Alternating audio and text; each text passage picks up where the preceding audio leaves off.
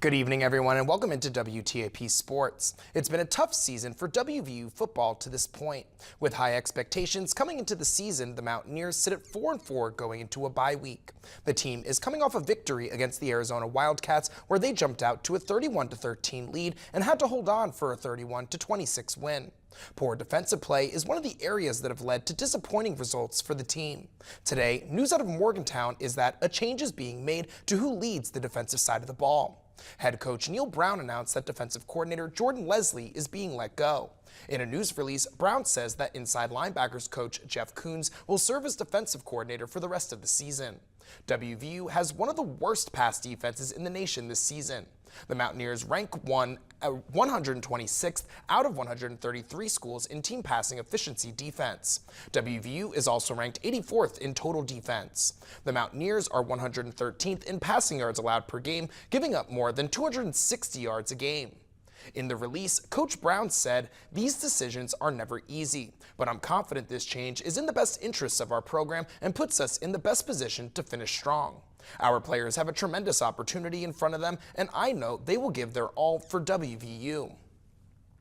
The Mountaineers are off this weekend, but they return to action next Saturday when they travel to Cincinnati to take on the Bearcats in a Big 12 matchup. For tonight's Jan Dill Student Athlete of the Week, we hear from a golfer at Fort Fry High School who has been getting it done both on the links and in the classroom. Our Josiah Schuneman introduces us to her. Student Athlete of the Week is sponsored by Jan Dill's Attorneys at Law and WTAP. This is home. Danae Layton is a senior golfer and softball player for the Fort Fry Lady Cadets. She understands that being a student athlete is about putting the work in both in school and in sports. A student athlete is someone who works hard in the classroom while also on the field, because you wouldn't have the privilege to be on the field if you didn't do good in academics and work hard in the classroom first.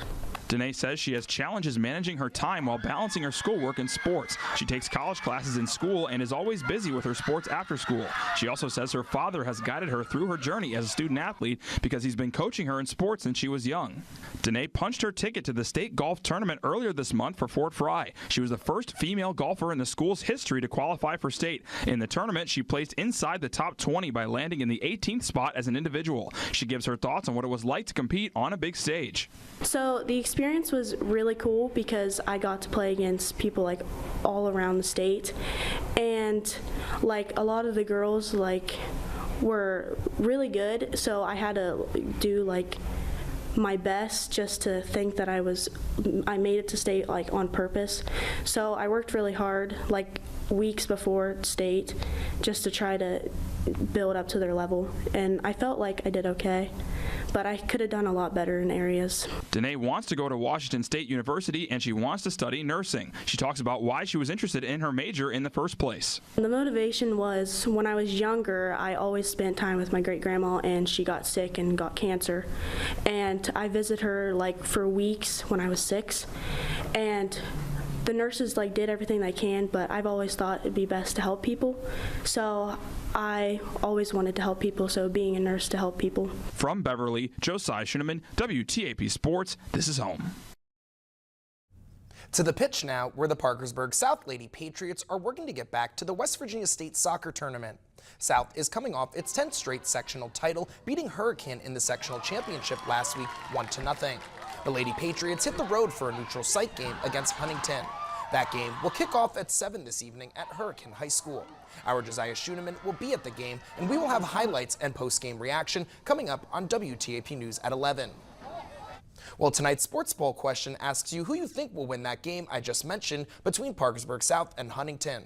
Let us know who you think will win that big soccer game tonight by voting in the sports section of WTAP.com.